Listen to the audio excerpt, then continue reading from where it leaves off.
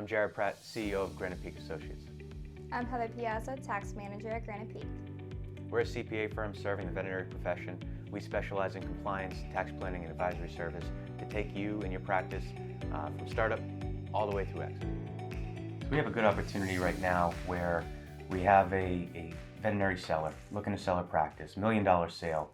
Practice gross revenue is coming in at $900,000.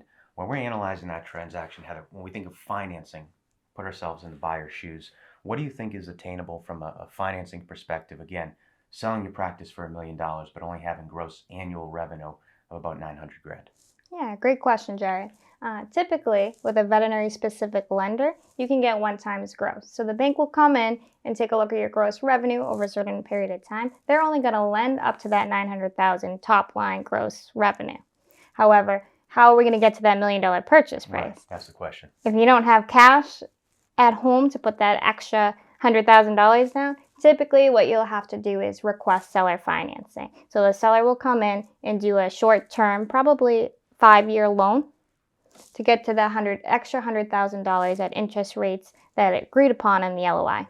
So you got the conventional lender doing their thing for the majority of the transaction. So me as a seller, I get majority of my consideration up front, and then I'm forced to wait, as you said, about 5 years potentially for the rest of that consideration. I guess what happens if I'm that seller? What happens if something goes wrong? Yeah, there's a lot of risk in doing seller financing. What happens if the new owners come in and the practice can't make those payments to you? So that if there's that risk in there, usually there is a guarantee on the practice when you sell it.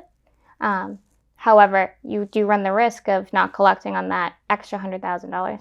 Yeah, so if we're representing a seller in the situation, we're always looking to how much can I put in my pocket day one, because that's the most secure. From there, you're in control of your own destiny and situation. In some situations like the one we're with right now, there is no alternative. If you want to attain $1 million threshold on that sale, she's going to have to take back $100,000 of seller note. But still, that ratio in 90-10 still seems pretty appropriate to get some money in my pocket. The benefit there too, what happens to that $100,000? Is it taxable to me if I don't get it at closing? Nope, it's only taxable to you on the installment period. So when you're actually receiving those principal and interest payments, that's when you're recognizing the gain and the interest income. So playing devil's advocate, seeing both sides of it.